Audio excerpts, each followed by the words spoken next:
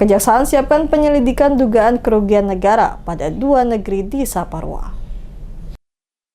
Kejaksaan terus mengusut dugaan kerugian negara pada pengelolaan dana desa di wilayah Kabupaten Maluku Tengah. Kepala Kejaksaan Ambon di Saparua, Asmin Hamzah, bersama Kepala Subbagian Intelijen Kejaksaan Negeri Saparua, Patrick Saumokil, mendatangi kantor Inspektorat Kabupaten Maluku Tengah untuk mengambil hasil audit terkait 2 negeri di Kecamatan Saparua Timur.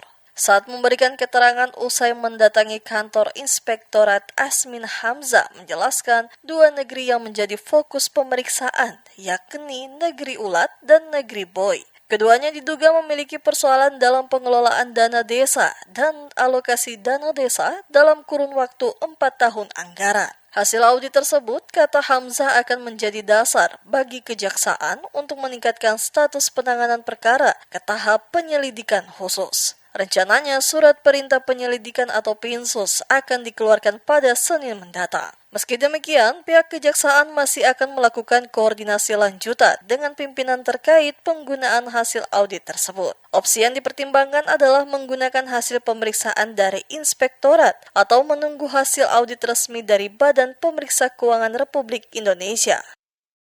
Hari Senin ini atau hari Selasa, saya akan terbitkan surat perintah penyelidikan PICUS, kertas merah, bukan lagi kertas biru tapi di kertas merah.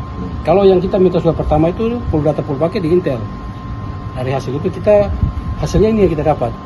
Dari hasil full data Intel kemarin di Intel, kita membuat surat kepada saudara untuk melakukan hitungan reguler. Nah, alhamdulillah pada hari ini kita dapat. Setelah kita dapat ini, kita akan terbitkan surat perintah penyelidikan PICUS. Kalau surat perintah penyelidikan PICUS, kita tidak akan lama, karena sudah ada acuan dari sini, tinggal kita kembangkan saja. Mungkin kalau tidak ada aral yang melintas, tidak ada masalah. 2 minggu kita mantapkan berkas untuk ambil dokumen, kita jadikan ke penyidikan umum dulu.